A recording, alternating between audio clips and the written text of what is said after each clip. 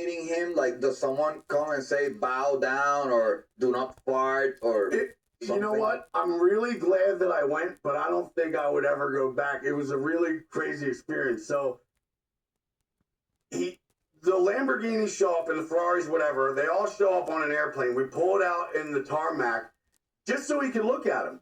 Now, we all had to put our cell phones in a locker because he didn't want the people of Pyongyang to see our technology. We all had to hop into a bus that took us to the only fancy hotel there, I guess you could say, which was decorated really 50s. And here's the scariest part.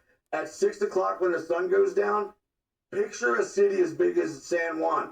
All the lights go out at 6 o'clock, so there's only dim little generators. It looks like Zombie Town. It's very weird.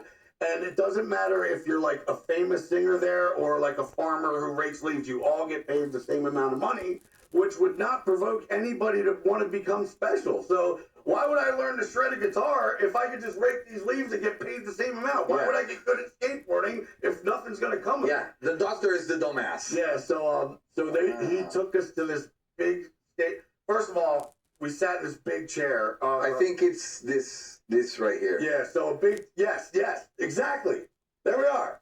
So there's Kim Jong-il. I'm probably in there somewhere. Let me stop you a second, for maybe someone doesn't know. Kim Jong-il was a dictator of North Korea, probably the most suppressed country in the world, and his son, he died, and his son, Kim Jong-un, is the actual dictator. Yeah. So he met that guy. Yeah, so and he doesn't shit. Says he doesn't shit. But now we won't be able to go. The interview movie's inspiring. Yeah. You know what kind of bummed me out though? Like, this guy is eating like nice lobsters every night with like nice caviar and stuff. Meanwhile, you can look out the window and all these people in Pyongyang are pretty much digging in the dumpster for a pizza pit.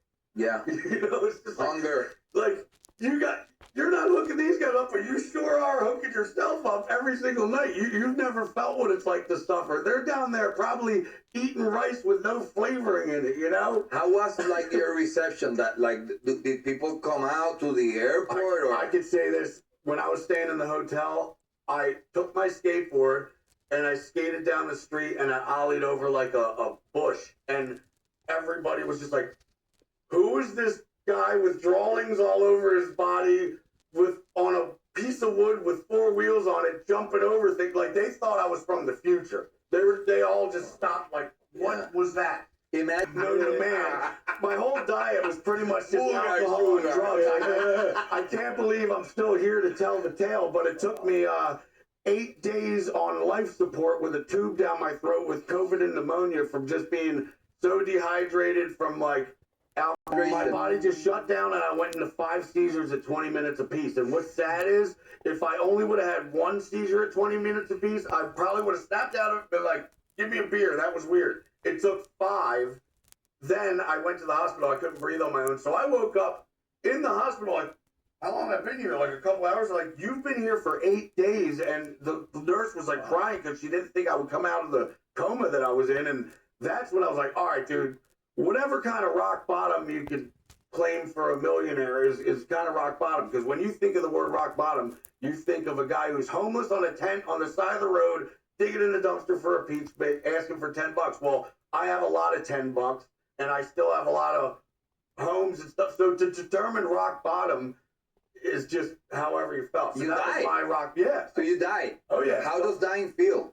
It felt like I need to change my ways now or else.